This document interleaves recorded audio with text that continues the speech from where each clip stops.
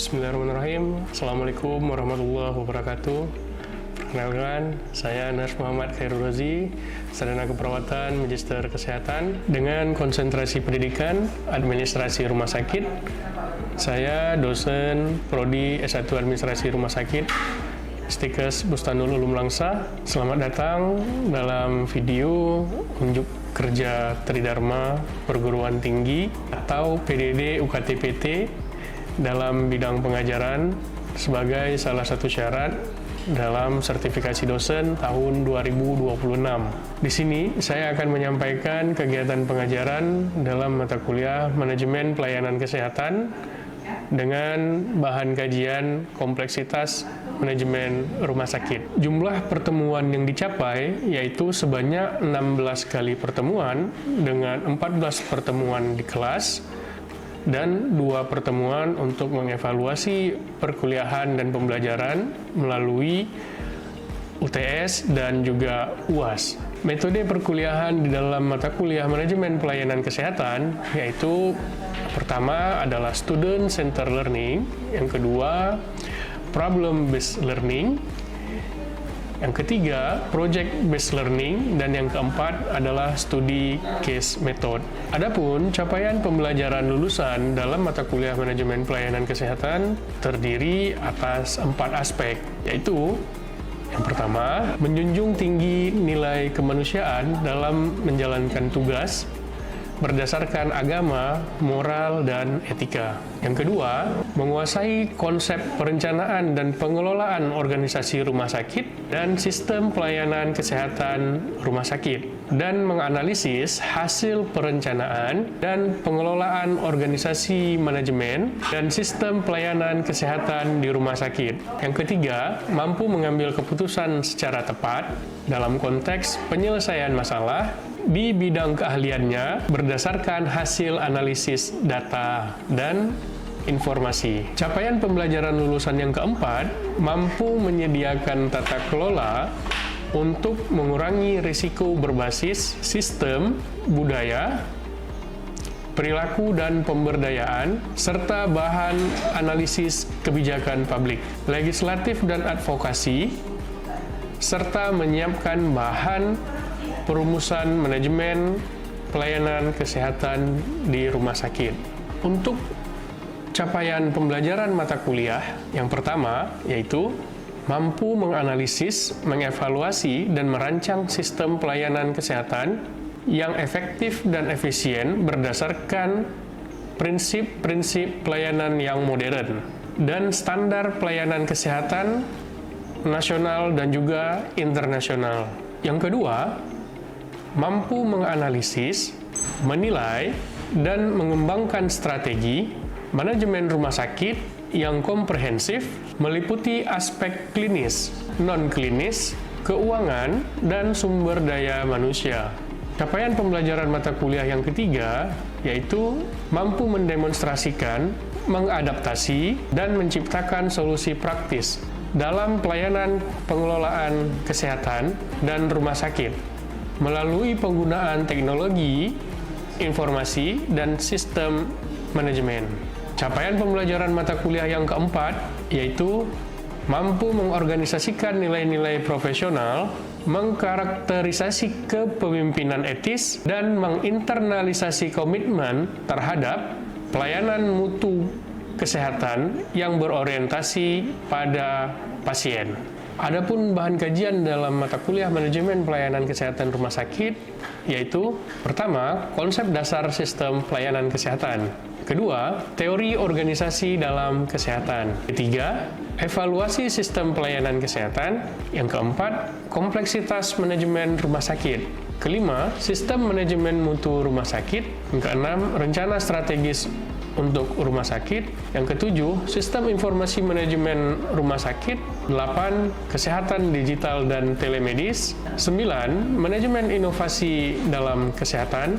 Ke-10, etika dan tanggung jawab sosial. Ke-11, kepemimpinan dalam organisasi kesehatan. Ke-12, pembelajaran berkelanjutan dan pengembangan profesional. 13, integrasi dan aplikasi studi kasus komprehensif 14, sintesis dan arah masa depan. Dalam kegiatan hari ini, saya akan menggunakan 3 pilar utama dalam kerangka pembelajaran, yaitu yang pertama delivery, yang kedua interaktif, dan yang ketiga assessment. Ketiganya memastikan proses interaksi berlangsung 2 arah secara efektif dan dapat pula diukur dengan evaluasi yang tepat. Penerapan ketiga elemen ini dapat dimaksimalkan dengan pendekatan sebagai berikut. Yang pertama adalah delivery atau penyampaian materi, yaitu proses penyampaian materi dari pengajar kepada peserta didik. Yang kedua adalah interaktif atau keterlibatan 2 arah. Membangun lingkungan belajar yang interaktif dengan diskusi 2 arah antara pengajar dengan peserta didik, yaitu mahasiswa, dengan membentuk diskusi, tanya-jawab, ataupun dengan menggunakan media, teknologi, agar mahasiswa berpikir lebih kritis. Yang ketiga adalah assessment ataupun penilaian, yaitu evaluasi untuk mengukur pemahaman mahasiswa sebagai peserta didik melalui kuis atau tugas individu ataupun dengan memberikan kasus sebagai bahan diskusi, yang mana hal tersebut dapat memberikan umpan balik yang lebih efektif. Bahan kajian hari ini yaitu kompleksitas manajemen rumah sakit. Adapun beberapa sumber referensi yang saya gunakan ialah yang pertama, buku referensi manajemen administrasi rumah sakit oleh Arya Brahmantia. Yang kedua, buku manajemen dan pelayanan kesehatan oleh Adi Sasmito. Yang ketiga, buku manajemen dan pelayanan kesehatan oleh Susatyo Herlambang. Dan yang keempat, buku referensi dari saya sendiri yang berjudul Manajemen dan Administrasi Rumah Sakit. Selain sumber referensi daripada buku, saya juga menggunakan sumber referensi daripada hasil penelitian-penelitian, baik itu penelitian nasional maupun penelitian internasional. Contohnya penelitian dari Jurnal Terakreditasi Nasional Sinta 1, Sinta 2, Sinta 3, Sinta 4, dan juga hasil penelitian internasional yang terindeks Scopus. Hal ini tentunya untuk menambahkan pengetahuan dan wawasan dari peserta didik untuk mendapatkan pengetahuan-pengetahuan yang terbaru yang berhubungan dengan manajemen pelayanan kesehatan rumah sakit. Mengapa topik kompleksitas manajemen rumah sakit penting dan masuk ke dalam bahan kajian? Karena rumah sakit merupakan organisasi kesehatan yang kompleks yang berbeda dengan organisasi pelayanan yang lainnya. Rumah sakit tidak hanya memberikan pelayanan medis, tetapi juga mengelola sumber daya manusia, sumber daya keuangan, logistik, teknologi, mutu pelayanan, keselamatan pasien, hingga memenuhi berbagai regulasi pemerintah. Pada akhir pembelajaran ini, kita berharap tidak hanya memahami teori, tetapi juga mampu menganalisis permasalahan manajemen pelayanan kesehatan di rumah sakit dan menawarkan alternatif penyelesaiannya. Mari kita mulai pembelajaran hari ini. Assalamualaikum warahmatullahi wabarakatuh.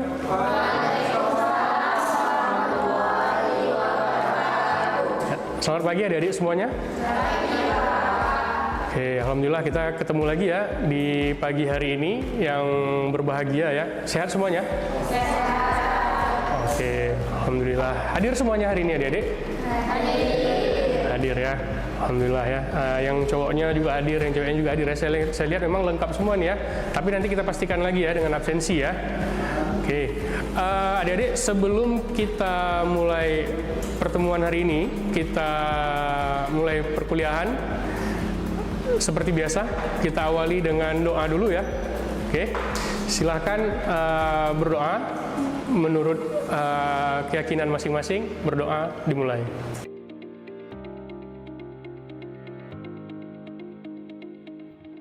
Berdoa selesai. Kehadiran hari ini ya, apakah ada mahasiswa yang tidak hadir? Nanti ketika saya panggilkan namanya, mohon menjawab ya. Naziratul Husna, Muhammad Revi Setiawan,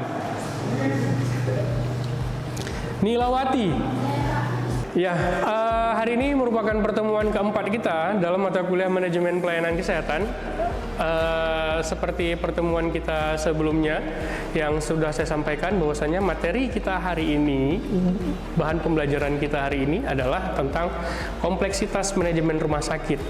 Ya, jadi setelah mengikuti perkuliahan ini, mahasiswa mampu menjelaskan karakteristik rumah sakit sebagai organisasi yang kompleks, ya, melakukan analisis peta stakeholder dan strategi manajemen hubungan pemangku kepentingan rumah sakit, dan memahami struktur tata kelola atau governance, dan mendeskripsikan prinsip manajemen multidisiplin dan kolaborasi interprofesional, dan melakukan identifikasi tantangan dan strategi inovatif dalam manajemen rumah sakit modern. Oke, ini merupakan peta multidisiplin, pembiayaan, dan manajemen mutu dan tantangan inovasi rumah sakit modern, ya. Jadi kompleksitas rumah sakit adik-adik, ya. Oke. Ini dalam materi kuliah hari ini saya yakin adik-adik bisa melihat, ya, kompleksitas. Kompleksitas itu kan artinya menyeluruh, ya. Tidak hanya satu bagian gitu.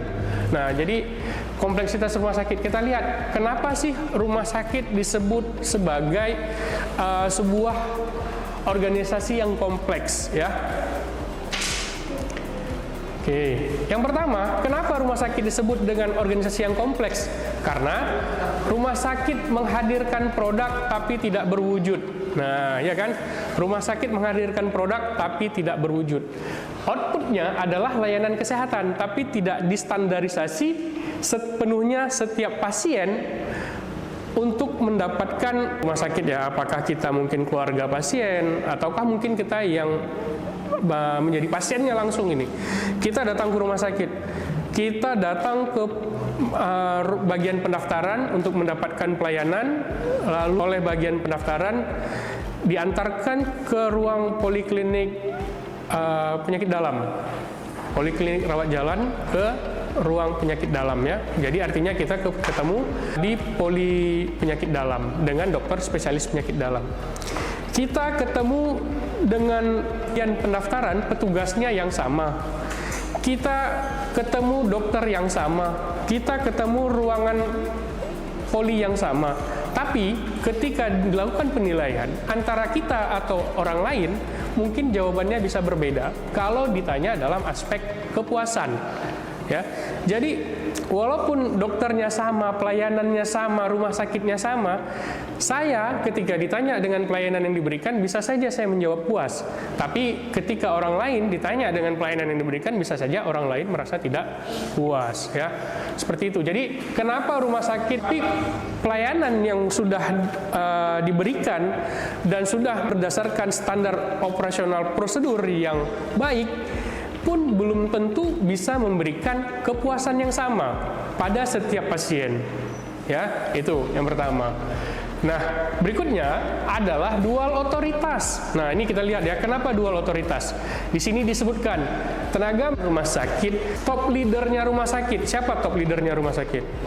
Direktur, ya. Direktur rumah sakit itu kan pimpinan tertinggi rumah sakit, ya.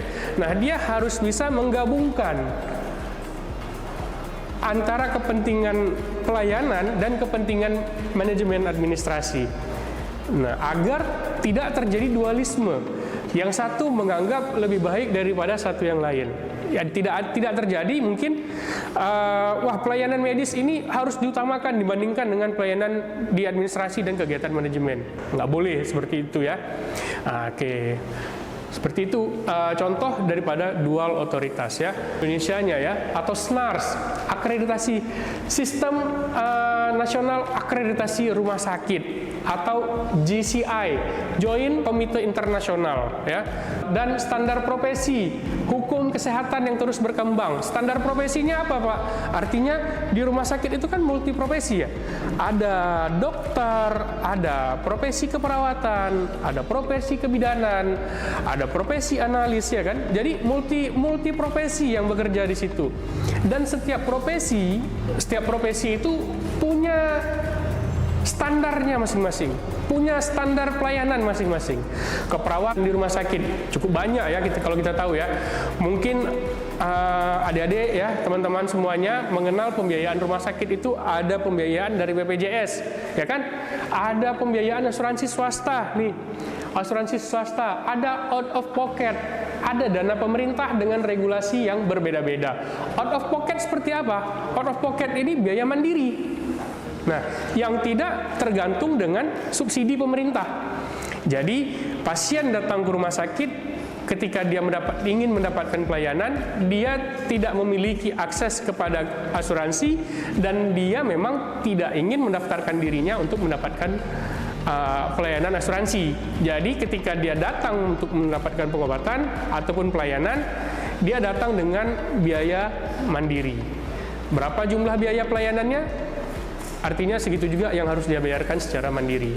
Out of pocket istilahnya ya. Nah, lalu dana pemerintah. Nah, dana pemerintah ini ya. Kalau BPJS tadi kan, BPJS ini bisa yang disubsidi ya, bisa juga yang tidak disubsidi. Tapi kalau dana pemerintah ini kan artinya yang disubsidi, jelas ya. Nah, jadi dalam regulasi BPJS itu ada PBI, peserta berbayar iuran, dan non-PBI namanya.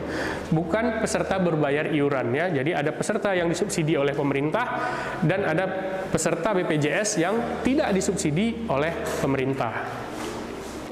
D. RSUD itu apa? Rumah Sakit Umum Daerah. Apakah kabupaten atau kota madya ya. Jadi idealnya memang setiap daerah itu minimal punya satu rumah sakit. Pemerintah ada rumah sakit swasta, ada rumah sakit TNI Polri, ada rumah sakit BUMN. Nah, ini berdasarkan kepemilikan namanya ya. Ini namanya berdasarkan kepemilikan. Tapi jangan salah adik-adik, kepemilikan ini tidak menentukan kelasnya atau klasifikasinya. Ya, jadi ketika kita berbicara pemilik rumah sakit tersebut dengan kelas apakah sama Pak? Beda ya, tergantung. Nah, ya. Daerah tingkat 2 seperti di daerah kabupaten kota. Kalaulah di Sumatera Utara tadi rumah sakit kelas A-nya rumah sakit Adam Malik. Rumah sakit kelas B-nya adalah Rumah Sakit Dr. Pringadi. Nah, Rumah Sakit Dr. Pringadi Medan itu kelasnya kelas B. Ya. Berikutnya ada lagi yang kelas C. Kelas C Rumah Sakit Kabupaten Kota yang minimal memiliki 4 spesialis dasar. Nah, alat-alat kesehatan ini adalah sistem keuangan rumah sakit ya kan, purchasing ya, atau invoice pembayaran ya, ada billingnya ya. Jadi setelah pasien mendapatkan pelayanan, dia harus memberikan jasa atas pelayanan yang telah diberikan ataupun yang telah diterima. Nah, jadi adanya sistem keuangan, salah satunya untuk mendukung proses pembayaran si pasien ya. Sistem keuangan apakah harus semata-mata uang masuk dari bagi rumah sakit, manajemen rumah sakit ya. Jadi wajib setiap rumah sakit punya aplikasi SIM RS ya. Misalnya apa? VCare ya, kalau produknya vendor-vendornya tuh, kita cerita vendornya. Ada lagi vendor dari Asis ID ya, ada lagi Trust Medis, banyak ya, cukup banyak. Bahkan pemerintah juga menyediakan satu sistem aplikasi yang bisa digunakan untuk mendukung sistem informasi manajemen rumah sakit. Ini di rumah sakit. Nah, kekuasaannya tinggi rumah sakit dan minatnya juga tinggi. Jadi mereka BPJS, direksi rumah sakit, dokter spesialis dan komite medis ini mereka memahami peran besarnya terhadap pelayanan yang dilaksanakan di rumah sakit. Nah, jadi kekuasaannya itu tinggi dan minatnya juga tinggi. Tapi dinas kesehatan itu equal dia, sama dia dengan rumah sakit, tinggi kekuasaannya.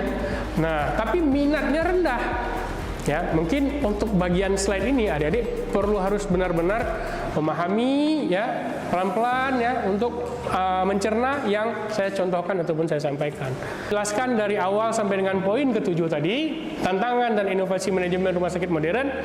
Mungkin di antara adik-adik, di antara teman-teman semuanya ada yang ingin bertanya terkait dengan materi yang saya sampaikan, atau mungkin ada bahan yang belum dipahami, bahan kajian yang disampaikan belum dapat dimengerti. Oke, saya beri kesempatan untuk silakan bertanya. Saya Pak, menurut Bapak, apa yang dimaksud dengan klasifikasi rumah sakit? Oke, selanjutnya ada lagi pertanyaan yang lain? Boleh, silakan. Saya Pak, Apa perbedaan antara pelayanan medis dan pelayanan kesehatan? Pertanyaannya adalah tentang klasifikasi rumah sakit ya. Jadi adik-adik, berdasarkan Undang-Undang Rumah Sakit Nomor 44 Tahun 2009, yang dimaksud dengan klasifikasi rumah sakit tersebut adalah kelas rumah sakit. Ada kelas A, ada kelas B, ada kelas C, dan ada kelas D. Ya, untuk setiap kabupaten kota minimal memiliki satu rumah sakit kelas C. Ya, hari ini contoh kabupaten kota yang memiliki kelas C itu mana? Rumah Sakit Umum Daerah Muda Sedia Kabupaten Aceh Tamiang. RSUD Aceh Tamiang tuh, hari ini kan namanya Rumah Sakit Muda Sedia. Nah, itu rumah sakit kelas C. Contoh lagi rumah sakit kelas B yang mana? Rumah Sakit Umum Daerah Kota Langsa, RSUD Langsa. Nah, itu rumah sakit kelas B. Tadi saya sebutkan bahwasanya di setiap kabupaten atau kota itu minimal memiliki satu rumah sakit. Ya, ingat kata kuncinya, minimal satu. Apakah ada kabupaten yang punya dua rumah sakit daerah? Punya, ada ya. Ada rumah sakit di Aceh Timur, rumah sakit milik pemerintah daerah Aceh Timur, ada rumah sakit kelas C, dan ada rumah sakit kelas B. Rumah sakit umum daerah Sultan Abdul Aziz Shah Perla Aceh Timur itu kelas C. Rumah sakit umum Dr. Jubir Mahmud itu kelas B. Nah, oke ya. Jadi klasifikasi rumah sakit tersebut adalah menentukan kelasnya. Ya, jadi penyebutan kategori rumah sakit ini berdasarkan sebutan istilah kelas, bukan tipe ya. Kalau tipe itu sebutan untuk apa? Untuk terminal ya. Terminal tipe A, terminal tipe B, ya kan? Terminal tipe C. Jadi jangan salah dalam penyebutan rumah sakit. Oke, seperti itu. Selanjutnya, yang kedua adalah apakah perbedaan antara pelayanan medis dan pelayanan kesehatan. Pelayanan medis, adik-adik ingat ya, kalau disebutkannya kata kuncinya medis, artinya pelayanan ini hanya diberikan oleh tenaga medis. Siapa tenaga medis? Tenaga medis yang dimaksud adalah dokter umum, dokter spesialis, dokter subspesialis, dokter konsultan, dokter gigi umum, dokter gigi spesialis. Itu yang dimaksud dengan tenaga medis. Apakah perawat disebut tenaga medis? Tidak ya. Perawat, bidan, apoteker, analis, bahkan kita nih administrator kesehatan ya, itu tidak disebut tenaga medis, tapi merupakan tenaga kesehatan. Jadi perawat, bidan, apoteker, analis, radiografer ya, itu tenaga kesehatan lingkungan, itu sebutannya tenaga kesehatan istilahnya, bukan tenaga medis. Nggak boleh perawat merasa diri dia sebagai tenaga medis, nggak boleh bidan merasa dirinya sebagai tenaga medis, karena memang di dalam peraturan perundang-undangan yang disebut sebagai tenaga medis itu hanya dokter ya, kualifikasi apapun, baik dokter umum atau dokter spesialis ya, baik dokter umum maupun dokter spesialis. Begitu juga perawat, mau perawatnya D3, mau perawatnya profesinya nurse, mau S2 keperawatan, S3 keperawatan, tetap dia bukan tenaga medis ya. Mau dia perawat spesialis, ada perawat spesialis, spesialis keperawatan medikal bedah, spesialis keperawatan maternitas, spesialis keperawatan anak, spesialis keperawatan jiwa ya, itu juga bukan disebut tenaga medis, juga tetap disebut sebagai tenaga kesehatan. Oke ya, jadi setelah materi yang saya sampaikan seluruhnya adik-adik, kita masuk ke dalam bagian diskusi kita hari ini ya. Nah, saya ingin menyampaikan nih kepada adik-adik, kita seakan bermain peran ya. Saya mengajak nih adik-adik semuanya, kita bermain peran di sini. Seandainya nih, bayangkan kita adalah seorang manajer nih. Kalau yang sini nggak kelihatan, saya mundur sedikit ya. Bayangkan kita atau saudara, adik-adik semuanya yang ada di sini, adalah seorang manajer pelayanan di rumah sakit. Adalah seorang manajer pelayanan di rumah sakit ya. Jadi kita ini pimpinannya lah, masuk ke dalam unsur pimpinannya ya. Pada suatu hari terjadi peningkatan jumlah pasien di IGD, instalasi gawat darurat. Dalam waktu yang bersamaan, stok beberapa obat penting di instalasi farmasinya habis. Stoknya tidak tersedia. Hasil pemeriksaan laboratorium juga mengalami keterlambatan karena salah satu alat mengalami kerusakan. Akibatnya, waktu tunggu pasien menjadi lebih lama dan banyak muncul keluhan dari pasien maupun keluarga pasien. Oke, ini saya ajak kita semua, adik-adik, untuk bermain peran. Menurut kita ya, menurut adik-adik, apakah masalah tersebut hanya menjadi tanggung jawab unit farmasi? Apakah masalah tersebut hanya menjadi tanggung jawab unit farmasi? Oke, siapa yang bisa memberikan argumen dalam diskusi ini? Silakan. Saya, Pak. Tidak, masalah tersebut bukan hanya menjadi tanggung jawab unit farmasi, tetapi merupakan tanggung jawab tim multidisiplin karena melibatkan beberapa unit di rumah sakit. Oke, kita lanjut ya adik-adik semuanya. Kita lanjut ke diskusi yang lebih dalam. Nah, ini terkait dengan persoalan yang sebelumnya. Apabila kita menjadi direktur di rumah sakit, langkah pertama apa yang akan kita lakukan? Apabila nih terjadi case seperti cerita yang sebelumnya, kalau kita menjadi direktur rumah sakit, langkah pertama apa yang akan kita lakukan? Oke, siapa di sini yang bersedia menjawab ataupun berdiskusi terkait dengan langkah-langkah apa yang seharusnya diberikan ataupun dilakukan? Saya, Pak. Jika menjadi direktur rumah sakit, langkah pertama adalah membentuk tim penanganan krisis, mencari penyebab utama masalah, memastikan ketersediaan obat dan alat, serta memperbaiki koordinasi antar unit agar pelayanan pasien tidak terganggu. Baik, bagus sekali ya jawaban daripada Ajmi. Jadi langsung membentuk tim untuk menyelidiki ya, memeriksa di mana terjadi kesalahan ataupun kelalaian sehingga tidak terjadi berulang pada hari-hari berikutnya seperti itu ya. Oke, adik-adik, sekarang kita lanjut ke dalam tes individual ya. Kita lanjut ke dalam tes individual. Jadi silakan adik-adik di sini mempersiapkan perangkatnya ya. Jadi cukup menyiapkan handphonenya untuk menjawab tugas yang ada di depan. Ada 5 soal adik-adik, 5 soal ya. Untuk satu slide pertama saya kasih satu soalnya itu 2 menit. Ketikkan nama, semester, mata kuliah, dan langsung jawaban soal nomor 1, soal nomor 2, soal nomor 3, nomor 4, dan nomor 5. Paham? Oke.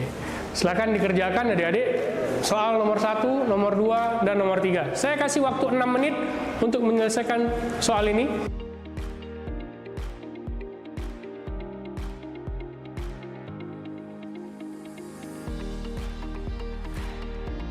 Di kesempatan berikutnya, insya Allah di pertemuan kelima, kita akan berbicara tentang sistem rujukan dalam manajemen pelayanan kesehatan. Lebih dan kurang saya mohon maaf. Saya akhiri. Assalamualaikum warahmatullahi wabarakatuh.